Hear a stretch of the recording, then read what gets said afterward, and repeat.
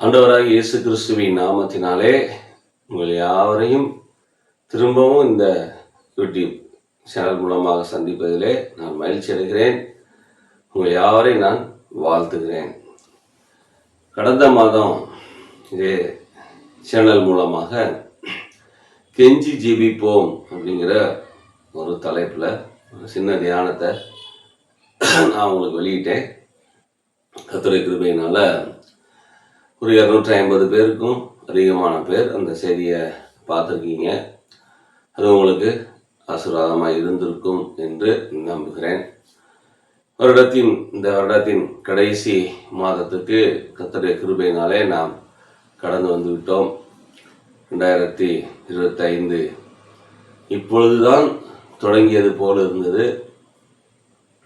வேகமாக அது ஓடிவிட்டது. 2026 இன்னும் சில வாரங்களிலே நாம் சந்திக்க இருக்கிறோம். எல்லாம் கிறிஸ்துமஸ் பண்டிகையிலே உலகமே பிஸியாக இருக்கிறது. எதற்காக இயேசு பூமிக்கு வந்தார் அப்படின்னு கிறிஸ்துமஸை முன்னிட்டு எல்லா வருஷமும் சுவிசேஷம் அறிவிக்கப்படுகிறது, எல்லா இடங்களிலும் சொல்லப்படுகிறது. ஏன்னா அந்த கிறிஸ்துமஸ் செய்திங்கிறது இந்த டிசம்பர் மாதம் மட்டும்தான் சொல்ல முடியும், செய்ய முடியும். அதனால் நானும் கூட உங்களுக்கு ஒரு சின்ன ஒரு தியானத்தை உங்களுக்கு அறிவிக்க விரும்புகிறேன்.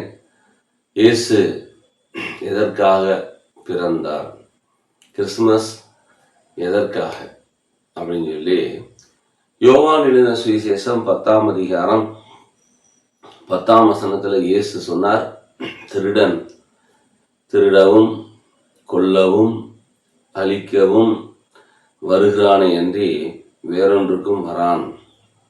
நானும் அவைகளுக்கு ஜீவன் உண்டாயிருக்கவும் அது பரிபூரணப்படவும் வந்தேன். எனக்கு அருமையானவர்களே, பேய் உலகத்தில் பொதுவாக சாத்தான்னு சொல்கிறோம், பேயின்னு சொல்கிறோம், கெட்ட சக்திகள்னு சொல்கிறோம். அதோட வேலை என்ன?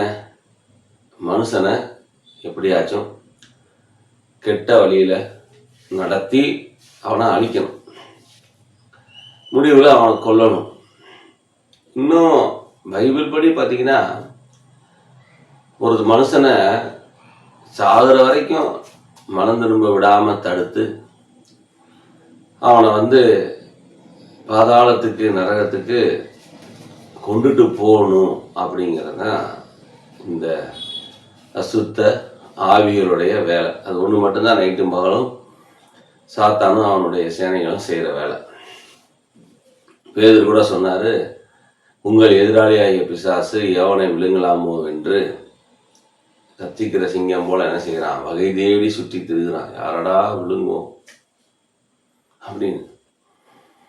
அவன் கண்ணுக்கு தெரியாதுனாலும் பலருடைய மனசுல பார்த்தீங்கன்னா ஏராளமான தவறான எண்ணங்களை விதைச்சி அதை வளர்த்து அப்புறம் அந்த எண்ணங்களை செய்கிறவர்களாக ஆணையும் பெண்ணையும் அவன் மாற்றி விடுகிறான்.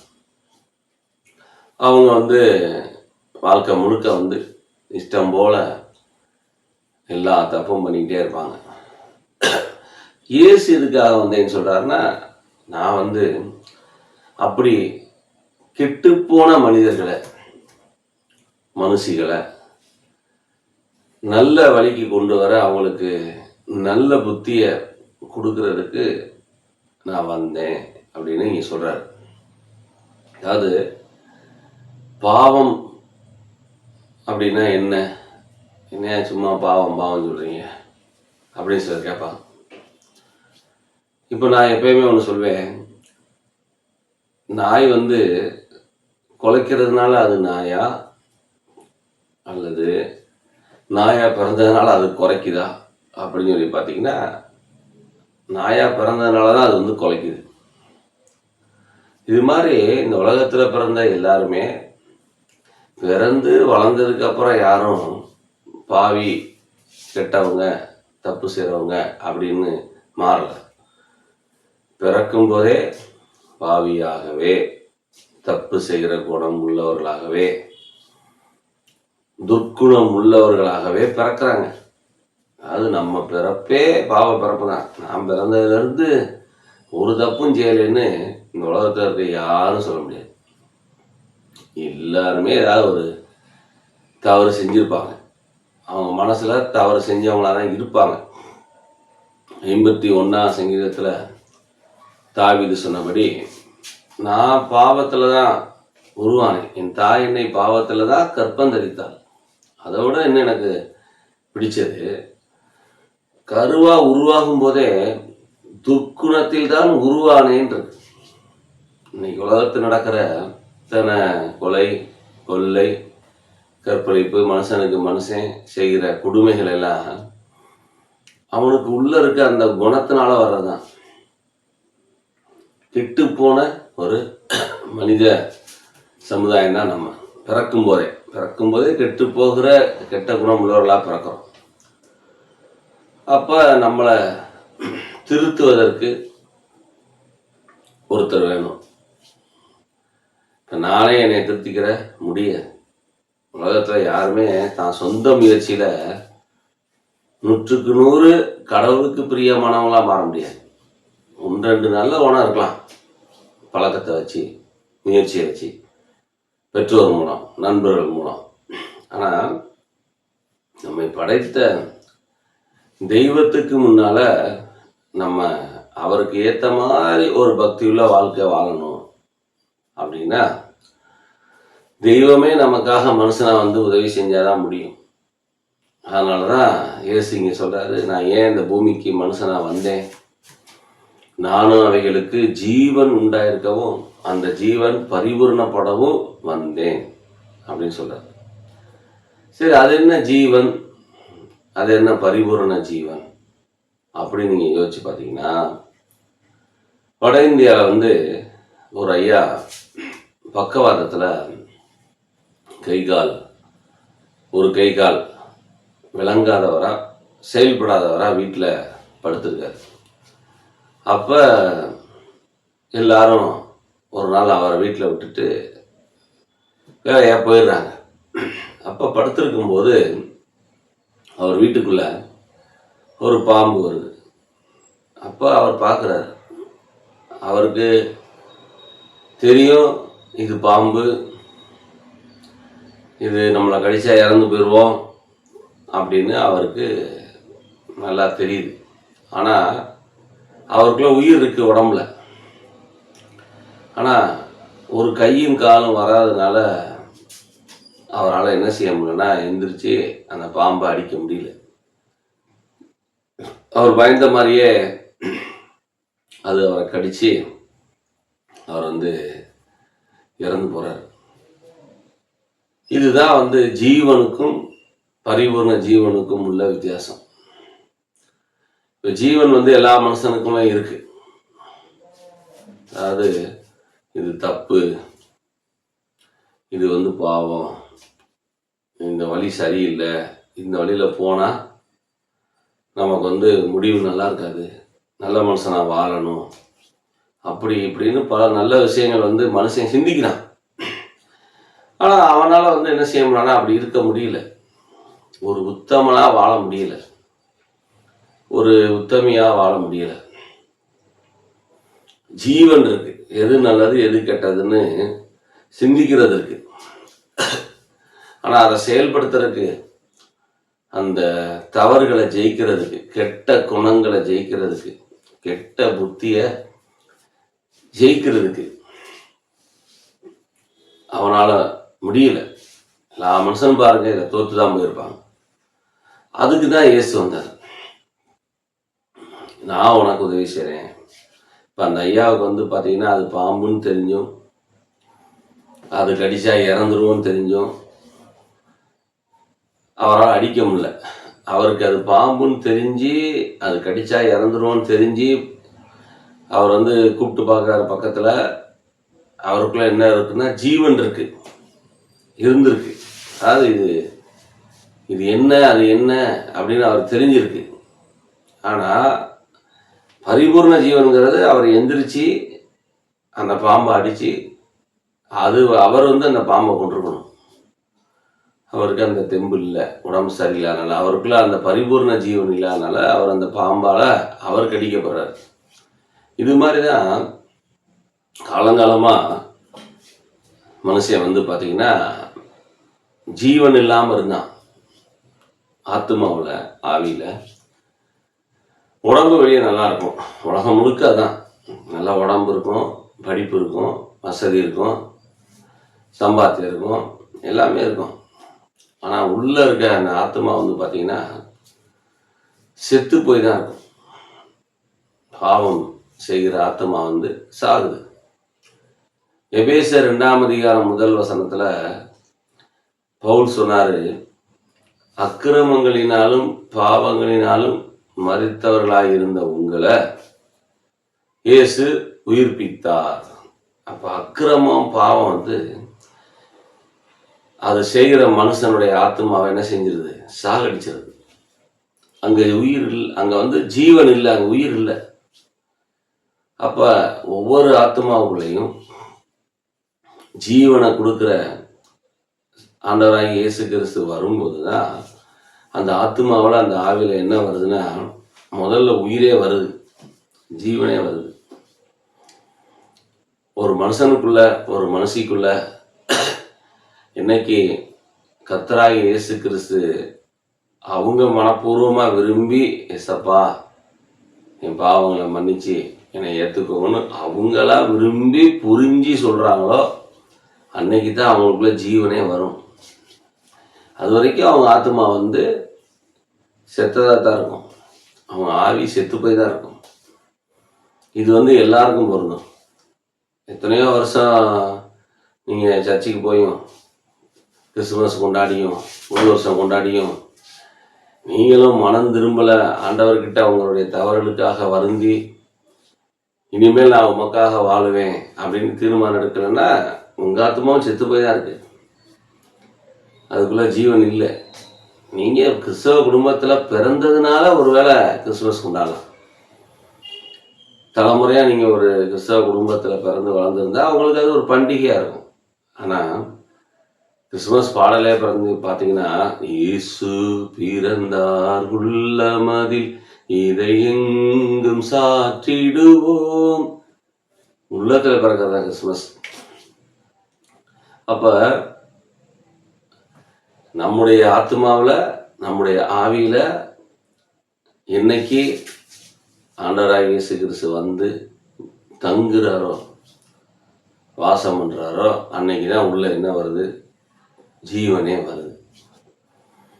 ஆனால் அது வந்து நான் முதல்ல சொன்ன மாதிரியே விரும்பி ஒவ்வொருத்தரும் ஆண்டவர்கிட்ட அந்த எனக்குள்ள வாங்க ஏசப்பா அப்படின்னு சொல்லும்போது தான் நடக்கும். பொதுவாக மக்கள் நினைக்கிறாங்கன்னா, கடவுள் எங்கேயோ இருக்காரு, நம்ம எங்கேயோ இருக்கோம், பூமியில் இருக்கோம், அவர் தான் எல்லாரையும் காப்பாற்றுறாரு அப்படின்னு அடிக்கடி அநேகர் என்ன செஞ்சுக்கிடுவாங்கன்னா, அவங்களுக்கு பிடிச்ச மாதிரிலாம் நம்பி கும்பிடுவாங்க. இப்படி வானத்தை பார்த்து இப்படி செய்வாங்க, இல்லைன்னா ஏதாவது ஒன்றை பார்த்து இப்படி செஞ்சுக்கிடுவாங்க. அவங்கவுங்களுக்கு மனசில் என்னென்ன விதத்துலலாம் அவங்க வந்து நினைக்கிறாங்களோ அந்த விதத்துலலாம் அவங்க கும்பிட்டுக்குருவாங்க. ஆனால் இங்கே மனுஷனுக்கு உதவி செய்யக்கூடிய விஷயத்தில் வந்து கடவுள் எப்படி செஞ்சுருக்காருன்னா, நானே வர்றேன், உன்னை படைச்ச நானே உனக்காக பூமிக்கு மனுஷனை வர்றேன், இயேசுங்கிற பெயரில். சரி, எதுக்கு வந்தீங்க? உனக்கு உயிர் கொடுக்க தான் வந்தேன் அப்படின்னு தான் சொல்கிறார். சரியா 33 வயசில் வந்து பார்த்தீங்கன்னா அவர் ஒரு குற்றமும் செய்யலை. ஆனாலும் அவர் பூமிக்கு மனுஷனாக பிறந்தது வந்து உங்களுக்காகவும் எனக்காகவும் உலகத்தில் இருக்க எல்லாருடைய பாவங்களுக்கும் ஒரு விமோச்சனம் உண்டு பண்ணணும். பாவத்துக்கு ஒரு பிரயாச்சித்தம் அப்படி சொல்கிறோம் பார்த்தீங்களா, பரிகாரம். பிரயாச்சித்தம் அல்லது பரிகாரம். இப்போ நான் தப்பு பண்ணிட்டேன், அப்போ இதுக்கு என்ன பிரயாச்சித்தம்? தண்டனையா அப்படின்னு கேட்டால் அங்கே தான் அந்த கிறிஸ்துமஸ் நமக்கு சந்தோஷமான கிறிஸ்துமஸ். மனம் திரும்புகிற ஒவ்வொரு ஆணுக்கும் பெண்ணுக்கும் தான் இயேசுவோட பிறப்பின் செய்தி சந்தோஷமான செய்தி. யார் இந்த தண்டனையிலேருந்து, பாவத்துக்குரிய தண்டனையிலேருந்து என்னை காப்பாற்றுவா? யாரு நான் செஞ்ச பாவத்துக்குரிய தண்டனையிலேருந்து எனக்கு விடுதலை தருவா அப்படின்னு பார்த்தா சிலுவையில் இயேசு கிறிஸ்து ஒவ்வொரு பாவம் செஞ்ச மனுஷனுக்காகவும் மனுஷிக்காகவும் காலையில் 9 மணிலேருந்து மதியம் 3 மணி வரைக்கும் தூங்கினார் சிலுவையில். புனித வெள்ளி அன்னைக்கு, 3வது நாள் ஈஸ்டர் அன்னைக்கு சொன்னபடியே உயிர்த்தெழுந்தார். இப்போ 2 விஷயம். எதுக்கு வந்தார், பிறந்தார்னா நமக்கு உயிர் கொடுக்க, ஜீவன் கொடுக்க பிறந்து சிலுவையில் ஜீவன் கொடுத்துட்டார், ரத்தம் சிந்திட்டார். 2 விஷயம். இப்போ நம்ம இது வரைக்கும் தெரிஞ்சோ தெரியாமலோ செஞ்ச பாவத்துக்கும், ஒருவேளை ஆண்டவர் பிள்ளையா மாறினதுக்கப்புறமும் ஏதோ ஒரு சூழ்நிலையில் தவறான ஒரு சூழ்நிலைக்கு இடம் கொடுத்து தப்பு பண்ணிட்டா கூட அதுக்கும் சேர்த்து நிரந்தரமாக இந்த உலகத்தில் எப்பெல்லாம் மனுஷன் வந்து தான் தவறுகளை உணர்ந்து உண்மையை ஆண்டவர்கிட்ட மன்னிப்பு கேட்குறானோ அப்பெல்லாம் அவனை மன்னிக்கிறபடி இயேசு கிறிஸ்துவின் ரத்தம் சிந்தப்பட்டது. கருமையானவர்களே, ஐயோ நான் தப்பு பண்ணிட்டேன், அந்த குற்ற உணர்ச்சியிலேருந்து என்னால் வெளியே வர முடியல, எனக்கு யாருக்கும் தெரியாமல் நான் செஞ்ச தப்பு என் மனசை போட்டு பாதிச்சுக்கிட்டே இருக்கு, தூக்கம் இல்லாமல் கஷ்டப்படுறேன், வெளியே தான் சிரிக்கிறேன், மனசுக்குள்ள ரொம்ப பயப்படுறேன் அப்படின்னு சொல்லி ஒருவேளை நீங்கள் யாராவது இருந்தீங்கன்னா, நீங்கள் இன்னைக்கு நைட்டே எசப்பா தயவா நான் செஞ்ச தவறாக மன்னிச்சு என்னைய உங்கள் பிள்ளைய ஏற்றுக்கோங்க அப்படின்னு நீங்கள் மனப்பூர்வமாக கேட்டு பாருங்கள். நீங்கள் கேட்கும்போது உண்மையாக மனப்பூர்வமாக நீங்கள் அவர்கிட்ட சொல்லி கேட்டிங்கன்னா நீங்களே அதை உணர்வீங்க, அனுபவிப்பீங்க. உங்கள் மனசு அந்த பாரம் குறையிறத, உங்கள் மனசு லேசாகிறத, ஆண்டவராகிய இயேசு கிறிஸ்து உங்கள் பாவத்தை மன்னிச்சு உங்களுக்கு மனசில் விடுதலை கொடுக்கறத நீங்களே உணர்வீங்க. கிறிஸ்தவ வாழ்க்கைங்கிறது அறிவு சம்மந்தப்பட்டது கிடையாது, பைபிள் அறிவு சம்மந்தப்பட்டது கிடையாது, அனுபவம் சம்மந்தப்பட்டது. அனுபவிக்கணும், இயேசுவோட தினமும் பேசணும். ஜெபத்தில் ஆண்டவரேன்னு கூப்பிடும்போது இயேசு பேசுவாரா, தினமும் பைபிள் படித்தா பைபிள் மூலம் பேசுவார். இந்த 2 உரையாடல் நமக்கு இருக்கணும். பைபிள் படிக்கும்போது நம்மை படைத்த தெய்வம் நம்மோட பேசுகிறாரு, வசனத்தை வச்சு இப்படி இருக்குப்பா பார்த்துக்கோ, கரெக்டாக இருந்துக்கோ அப்படின்னு. சரி, நம்ம எப்படி பேசுறது?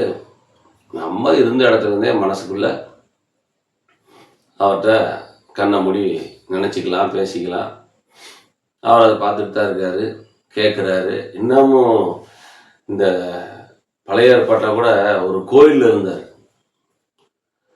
ஒரு குறிப்பிட்ட இடத்துல தான் இருந்தார்.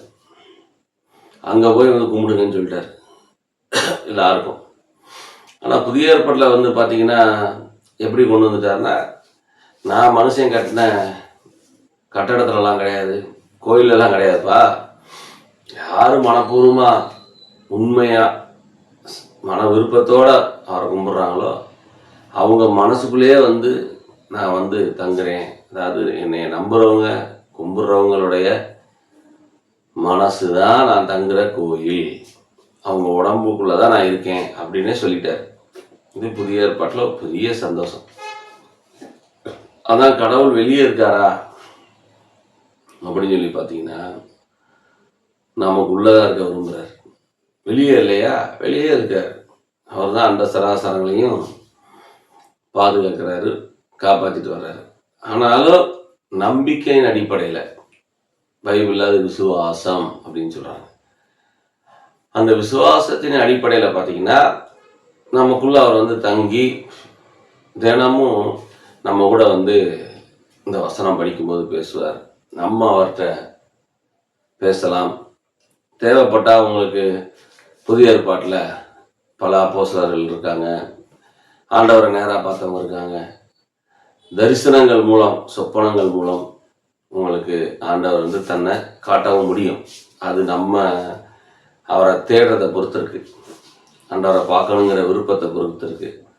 ஆனால் ஆண்டவர் உலகத்துக்கே எதன் வழியாக பேச விரும்புகிறாருன்னா இந்த திருமறை வேதம் வழியாகத்தான். இதில் அவரை பற்றி போதுமான அளவுக்கு இருக்கு.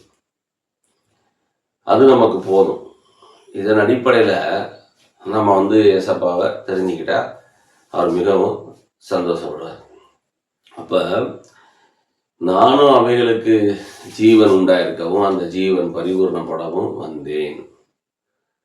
பாவத்தை குறித்து உங்களுக்கு இது தப்பு அப்படின்னு சொல்லிட்டு போறதுக்கு மட்டும் இல்லை, அவரு எந்த தவறும் செய்யாதபடி உங்களுக்கு நல்ல ஒரு பரிசுத்தமான புத்திய, நல்ல மனசை தர்றதுக்கு தான் இயேசு வந்தார். முதல்ல நம்ம கடந்த காலத்துல செஞ்ச பாவங்களை மன்னிக்கணும். அதுக்கு அவருடைய ரத்தத்தால தான் முடியும். அதுக்கு தான் வந்தார். 1 யோவான் 1:7 வாசிக்கிறோம். அவருடைய குமாரனாகிய இயேசு கிறிஸ்துவின் ரத்தம் சகல பாவங்களை நீக்கி நம்மை சுத்திகரிக்கும். இப்ப சுத்தம் பண்ணியாச்சு. அடுத்து என்ன? நம்ம தினமும் அவர் வசனம் படிக்கிறோம். அவருடைய பாதத்துல போய் உட்காந்து அவரை துதிக்கிறோம். சர்ச்சைக்கு போய் அங்கே வசனம் கேட்குறோம். வீட்டில் தினமும் வேலை வாசித்து ஜாம் பண்ணி ஆண்டவருக்கு நமக்கு இருக்க அந்த உறவுல நம்ம வளர்றோம். இப்போதான் முடிவுக்கு வர்றேன் நான். நமக்குள்ள இருக்கிற அந்த ஜீவன் பரிபூர்ண ஜீவனா மாறுது. இயேசுவுக்கும் எனக்கும் உள்ள உறவு நாளுக்கு நாள் வளரும் போது, தினமும் வேலை வாசி ஜெபிக்கும் போது எனக்குள்ள இருக்க ஜீவன் எப்படி ஆயிரும்னா பரிபூர்ணம் அடைஞ்சிக்கிட்டே இருக்கும்.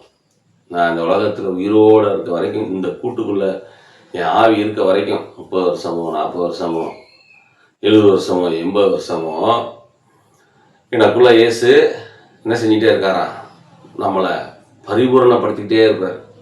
அதாவது பரிசுத்தத்தின் மேல பரிசுத்தம், இருதயத்துல சுத்தத்தின் மேல சுத்தம், கர்த்தருக்கு பயந்து வாழ்கிற ஒரு தூய்மையான வாழ்க்கை, யாருமே கை நீட்டி குறை சொல்ல முடியாத ஒரு சுத்தமான வாழ்க்கையவே நமக்கு கொடுத்துருவார். பரிபூர்ணம் ஆக்கிடுவார். அதுக்குத்தானே வந்தேன்றாரு. ஒரு மனுஷனை எப்படி மாற்ற முடியுமா? ஒரு மனுஷியை மாற்ற முடியுமா? முடியும்.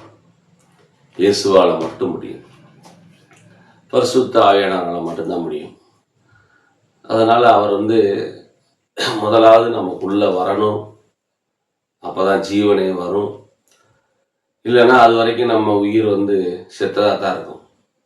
இயேசு கிறிஸ்து ஒரு மனுஷனுக்குள்ள வந்த பிறகுதான், ஒரு மனுஷியோட உள்ளத்துக்குள்ள வரும்போது தான் அங்க ஆத்மா உயிர் அடைகிறது, ஜீவனே உள்ள வருது. ஏன்னா அது வரைக்கும் அந்த ஆவியும் ஆத்மாவும், உடம்பு உயிரோட இருந்தாலும் உள்ள இருக்க ஆவியும் ஆத்மாவும் செத்ததாக தான் இருக்கும். ஏன்னா அது பிறக்கும் போதே அந்த செத்து போன ஆத்மாவை தான் பிறக்குது. கெட்ட குணத்தோட தான் அந்த ஆத்மா இருக்கு, அந்த ஆவி இருக்கு. படைச்சவ தெய்வம் உள்ள வரும்போது தான் அங்க வெளிச்சமே வருது, அந்த ஆத்மாவுக்கு உயிர் வருது.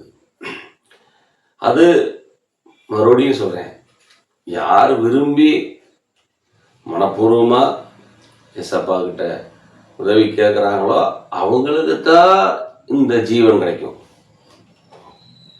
ஆண்டவர் யாரையும் கட்டாயமா மாற்றவும் மாட்டாரு, திணிக்கவும் மாட்டாரு. அப்படின்னா அவர் கடவுளா இருக்க முடியாது. அப்படி செஞ்சிருந்தா அவர் உலகத்தையே மிரட்டி செய்ய வச்சிருப்பார். அவர் இந்த சிலுவையில அவர் செஞ்ச தியாகத்தை நம்பி, ஓ நான் செஞ்ச தப்புக்கு தான் இயேசு தண்டனை ஏற்றுக்கிட்டாரா, அவருடைய ரத்தத்தால தான் என் பாவம் கழுவ முடியுமா, அதை நான் மனப்பூர்வமாக நம்புறேன்னு அந்த அன்போட நம்பிக்கையோட ஆண்டவர்கிட்ட உதவி கேட்கும்போது, எசப்பா என் மனசுக்குள்ள வாரும் அப்படின்னு சொல்லும்போது தான் ஜீவன் வரும். அப்படி வந்த பிறகு ஆண்டவர் பாருங்க, நம்மளை வாரம் நம்மளை அவருடைய வார்த்தையின்படி நடத்துறதுக்கு ஒரு நல்ல சபையை நமக்கு இந்த உலகத்தில் எல்லா நாட்டிலையும் எல்லா ஊர்லேயும் வச்சிருப்பார், எல்லா இடத்துலையும். அதனால அப்போஸ்தலர் நடவடிக்கையில் 3000 பேர் 5000 பேர்னு புதுசாக இயேசு ஏற்றுக்கொண்டாலும் வசனம் சொல்லுது, ரட்சிக்கப்பட்டவங்கள கர்த்தர் அனுதினமும் சபையில சேர்த்தான்னு.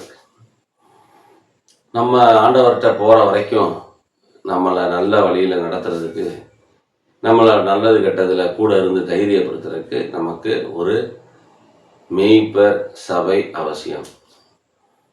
அது எந்த சபை எங்க போய் சேர்க்கணுங்கிறத அவரே சேர்த்துறார். நீங்க இப்ப இருக்கிற சபையில உங்களை கொண்டு போய் சேர்த்ததும் அவர் தான். அந்த சபையிலேயே சாகிற வரைக்கும் நீங்க நிலைச்சிருங்க. உங்க பாஸ்டருக்கு உண்மையாக இருங்க.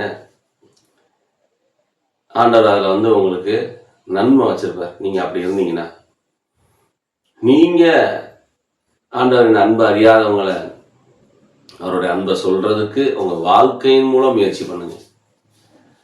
வார்த்தையின் மூலம், நோட்டீஸ் கொடுக்கறது மூலம், இன்னும் அப்புறம் போய் சொல்கிறது மூலம், பார்க்கறது மூலம், வியாதிகளை விசாரிக்கிறது, பல வழிகள் இருக்குது. செய்யுங்க, எல்லாம் முயற்சியும் பண்ணுங்க. ஆனால் பாருங்க, இயேசு எனக்குள்ள வந்ததுனால நான் எப்படி மாறிட்டேன், என் வாழ்க்கை எப்படி மாறிடுச்சு, என் குணம் எப்படி மாறிடுச்சு, என்னுடைய பேச்சு எப்படி மாறிடுச்சு அப்படிங்கிறத உங்கள் பக்கத்து வீடு, தெருவில் இருக்கவங்க, உங்கள் சபையார் பார்த்தாதான் உங்களுக்குள்ள ஜீவன் பரிபூர்ண ஜீவனை ஆகிக்கிட்டு இருக்குன்னு அர்த்தம்.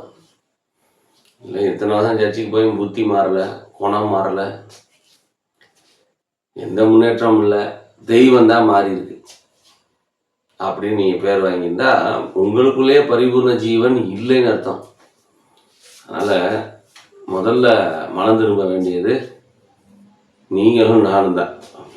நம்ம வந்து ஆண்டவருக்கு முழுசாக மனசை வாழ்க்கையை ஒப்பு கொடுத்து சரியாக இருக்கோமா, வசனத்தின்படி நம்ம வாழ்ந்து காட்டுறாமா, யாரும் நம்மளை கை நீட்டி நீ என்ன யோக்கியம் இதில் தப்பு பண்ணுறேன்னு சொல்லாத அளவுக்கு இருந்தால் நம்ம அந்த நற்செய்தியை வந்து மற்றவங்களுக்கு வாழ்க்கையின் மூலம் சொல்லலாம். இல்லைன்னா நம்ம சரியில்லாமல் இருப்போம். இப்போ நான் நோயோடு இருந்துக்கிட்டு மற்றவங்களுக்கு அந்த டாக்டரை போய் பாருங்க, அவர் உங்களுக்கு என்ன செய்வார், உதவி செய்வார்னு சொன்ன மாதிரி தான். ஆனால் அவங்களே சிரிப்பான், ஏன்னா முதல்ல உனக்கு சுகம் இல்லையாப்பா, நீங்கள் போய் நல்ல டாக்டராக பார்க்க வேண்டியதானேன்னு சொல்லுவான். இதே இங்கே பாருங்க, நான் இயேசுக்குள்ள வந்து என் வாழ்க்கை அப்படி மாறி இருக்கு, என் வாழ்க்கையை அப்படி ஏசப்பா மாற்றிருக்காருன்னு சொல்லி நீங்கள் வாழ்ந்து காமிச்சிங்கன்னா அதுதான் பரிபூர்ண ஜீவன். அதுக்கு தான் இயேசு வந்தார். உங்களை பாவத்திலிருந்து விடுதலையாக்கி திரும்பவும் எந்த பாவமும் செய்யாத ஒரு நல்ல மனுஷனா, நல்ல மனுஷியா இதே உலகத்தில், இதே உடம்புல அவருக்கு சாட்சியா வாழ வைக்க தான் இயேசு வந்தார். அதுக்கு தான் பரிசுத்த ஆவியானவரை அவர் அருளி இருக்கிறார். அதனால நீங்க ஆண்டவருக்குள்ள உண்மையா இருக்கீங்களா? கிறிஸ்துமஸ் இந்த 2025 வருஷம் கிறிஸ்துமஸ்ல இதை பேசுகிறேன், ரெக்கார்டிங்காக இருந்தாலும் கிறிஸ்துமஸ் செய்தியா இயேசு ஏன் பிறந்தார்? 2 விஷயம் தான். ஏற்கனவே இஷ்டம் போல தப்பான வாழ்க்கையில் வாழ்கிறவங்களுக்கு அந்த பாவத்திலிருந்து விடுதலை கொடுக்க வந்தார். சரி, பாவம் மன்னிச்சிட்டாரு, இயேசு பிள்ளை ஆகிட்டாரு. ஒருத்தர், ஒரு ஆணோ பெண்ணோ இயேசுக்குள்ள வந்துட்டாங்க, அவங்க வந்து ஆண்டவர் பிள்ளை ஆகிட்டாங்க. அடுத்து ஆண்டவர் என்ன வேலை, ஏசப்பாவுக்கு என்ன வேலை? தினமும் அவங்களோட இருந்து அவங்களுக்கு தினமும் மனசில் தப்பு செய்யாத ஒரு நல்ல உணர்வை கொடுத்து, வசனத்தின்படி நடக்கிற ஒரு புத்தியை கொடுத்து அவங்கள தினமும் இந்த உலகத்தில் அப்படியே உருவாக்கிட்டே இருப்பார். பொறுமையில், அன்பில், தாழ்மையில், பரிசுத்தத்தில், மற்றவங்களுக்கு உதவி செய்கிறதுல, முன்மாதிரியாக வாழ்கிறதுல, சபை காரியங்களில் எல்லாத்துலேயும் வந்து பார்த்திங்கன்னா ஒரு வேத வசனம் சொல்லுகிற ஒரு மாற்றம், ஒரு ஒழுங்கு இருக்கணும். சும்மா ஆடிக்கு ஒரு தடவை, அமாவாசைக்கு ஒரு தடவை கோயிலுக்கு போனே வந்த கணக்கில் தான் அநேகர் இருக்கான். இந்த பண்டிகை கிறிஸ்தவன் ஃபுல்லாக வந்து பார்த்திங்கன்னா அந்த 3 பண்டிகைக்கு தான் வருவான். ஆணாக இருந்தாலும் பெண்ணாக இருந்தாலும் சொல்லி வருவாங்க. அப்புறம் அவங்களுக்கு ஆண்டவருக்கும் ஒரு சம்பந்தம் கிடையாது. அவங்களாம் கட்டாயம் பரலோகம் வர மாட்டார்கள். பண்டிகைக்கு மட்டும் கிறிஸ்தவங்களாக இருக்கிறவங்க பரலோகம் வர முடியாது. ஏன்னா வாரம் போகிறவன் பாடே இங்கே படு அக்க போகிறாரு. வருஷத்தில் 3 தடவை வந்தால் தேருமா வண்டி? நமக்குள்ளே சொல்கிறேன், ஒன்றும் தேராது. தினமும் எதை வச்சு ஜெபிச்சு ஒப்பு கொடுக்குறவனே இங்கே வந்து பார்த்தீங்கன்னா படும் கஷ்டங்கள், பிரச்சனைகளை செஞ்சுக்கிட்டு இருக்கான். ஆனால் அந்த வாஞ்சியை பார்த்து ஆண்டவர் அன்னன்னைக்கு உதவி செய்கிறாரு, காப்பாற்றுறாரு, வெற்றி தர்றாரு. அப்போ தினந்தோறும் வளரவன் நிலைமையே போராட்டமாக இருக்குன்னா, வருஷத்தில் 3 நாள் மட்டும் பண்டிகைக்கு சர்ச்சுக்கு போயிட்டு ஏசப்பாட்ட போயிடுவோன்னு கனவு காணக்கூடாது. உன்னை தெரியாதுன்றார். நீ தான் மனம் திரும்பவே இல்லை. நான் உனக்குள்ள வந்து தங்கி உன்னை நல்ல மனுஷனாக மாற்றுறதுக்கு, மனுஷியை மாற்றுறதுக்கு எனக்கு இடம் கொடுக்கவே இல்லை. நீ போக வேண்டிய இடம் நரகம் தான், பாதாளம் தான்னு அழகாக அனுப்பிவிட்றாரு. அதெல்லாம் இதை பார்க்குற நீங்கள் இன்னமும் இது வரைக்கும் மனம் திரும்பலை, சர்ச்சுக்கு போயும் கிறிஸ்தவ குடும்பத்தில் பிறந்தும் ஆண்டவர் பிடிக்காத அசுத்தம், பாவம், கெட்ட பழக்கத்தில் இருந்தால் நீங்கள் ஆண்டவர்கிட்ட கண்ணீரோட உதவி கேளுங்க. சப்பா, என் பாவத்தை மன்னிச்சு எனக்கு உள்ளே வந்து நல்ல புத்தி தாங்கன்னு கேட்கணும். என்னை எனக்குள்ளே தங்கி நடத்துங்க அப்படின்னு சொல்லணும். அப்புறம் அடுத்து தொடர்ந்து நீங்கள் சபைக்கு போனீங்கன்னா அங்கே நீங்கள் என்ன செய்யணும்னு சொல்லி உங்களுக்கு சொல்லுவாங்க. இந்த கிறிஸ்மஸ் 25ஆம் வருஷம் கிறிஸ்மஸ் நீங்கள் கொஞ்சம் இவ்வளோ நேரம் பொறுமையாக பார்த்த நீங்கள் உங்கள் எல்லாருக்கும் ஒரு ஆவிக்குரியதாக அர்த்தமுள்ளதாக இருக்கணும்னு சொல்லி நான் வாழ்த்துறேன். உங்களை வெறும் பாவத்தை மன்னிக்கிறவராக மட்டும் ஆண்டவர் உங்களை வந்து வச்சிருக்க விரும்பலை. அது தப்பு செஞ்சுட்டு போய் மன்னிப்பு கேட்டுகிட்டே இருக்கிறதுக்கு உங்களை அவர் மாற்றலை. தப்பே செய்யாத ஒரு மனுஷனா, ஒரு மனுஷியா இந்த உலகத்தில் இயேசுவுக்கு உத்தமனா, இயேசுவுக்கு உத்தமியா, இயேசுவுக்கான உண்மையான ஒரு சாட்சியாக உங்கள் பேச்சில், உங்கள் செயலில், உங்களுடைய சிந்தையில் வாழ வைக்கதான் இயேசு வந்தார். அது நீங்கள் தினமும் இயேசுவோட வச்சிருக்கிற உறவை பொறுத்து தான் இருக்குது. இந்த வாரத்தில் ஒரு நாள் சர்ச்சைக்கு போயிட்டு வந்துட்டு அடுத்த ஒரு வாரமும் ஆண்டவருக்கு உங்களுக்கு சம்மந்தம் இல்லைன்னா சம்மந்தம் இல்லைண்ணா, என்றைக்குமே சம்மந்தம் இல்லைண்ணா. ஜாக்கிரதையாக இருங்க. சபாராதனையை ஒரு நாளும் தவற விடக்கூடாது. அடுத்து போயிட்டு வந்துட்டு திங்கள்லேருந்து அடுத்த ஞாயிறு வர்ற வரைக்கும் தினமும் நீங்கள் அவருடைய வார்த்தையை நல்லா தியானித்து அந்த வார்த்தையினால் வர்ற அந்த மாற்றத்துக்கு உங்கள் மனசை ஒப்பு கொடுக்கதா இயேசு வந்தார். அதுதான் பரிபூரண ஜீவன். ஒரு நாள் பூரணமாக்கி நம்மளை எங்கே கூட்டு போயிடுவார்? அவர் இருக்கிற பரலோக ராஜ்யத்துக்கு கொண்டு போய் சேர்ப்பார். இங்கே பரிபூரணம் அடையலைன்னா இயேசு கிறிஸ்துவால், ஆவியானவரால், இந்த வசனத்தின் மூலமாக உங்கள் ஆவி, உங்கள் ஆத்மா நல்ல குணமாற்றம் அடையலைன்னா நீங்கள் தேவனுடைய ராஜ்யத்துக்குள்ளே போக முடியாது. அது உங்கள் கையில் தான் இருக்குது. ஆண்டவர்கள்லாம் அவங்களுக்கு செஞ்சு வச்சுட்டார். புண்ணியம் சிலுவையில் உயிர்த்தெழுந்து அவர் ரெடியாக இருக்கார் உங்களுக்கு உதவி செய்ய. நீங்கள் தான் ஏசப்பா என்னைய பரிபூர்ணப்படுத்துங்கன்னு கேட்கணும். ஒருவேளை இது வரைக்கும் இயேசு கிறிஸ்துவ தெய்வமாக ஏற்றுக்கொள்ளாதவங்க யாராவது இருந்தால் நீங்களும் ஏசப்பா என் மனசுக்குள்ளே வாங்க அப்படின்னு கூப்பிட்டீங்கன்னா அவர் வந்து உங்களுக்கு இந்த வேலையை தொடங்குவார். சிந்திங்க, ஜெபிங்க. ஆண்டவராகிய இயேசு கிறிஸ்து தாமே உங்களை ஆசீர்வதிப்பாராக. ஆமென்.